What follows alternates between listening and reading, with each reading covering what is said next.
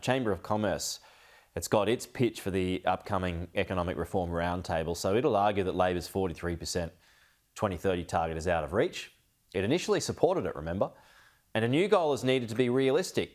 A new goal hasn't been identified, but your thoughts on the Chamber's pitch today?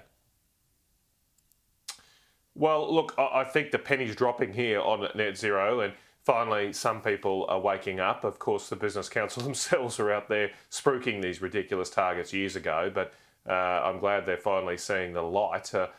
We clearly are not going to meet these targets, and I suppose the trick of governments is when they're not meeting one target, they'll set another target further in the future, which they can't be held accountable for. That seems to be the three-card trick here of the Labor Party. Rather than focus on the target ahead of them in 2030, which they're not going to meet, they're now going to set an even greater and bigger target, which they're not going to be around for in 2035 or 40 or whenever it might be. Look, I hope the Australian people are seeing through this, because this net zero obsession is the principal reason why productivity is in the slumps. It's clearly the reason why electricity prices have risen 31% since we signed up to net zero, and gas prices have risen 39%. That's on top of already major increases over the past couple of decades as we obsessed about this green energy scam.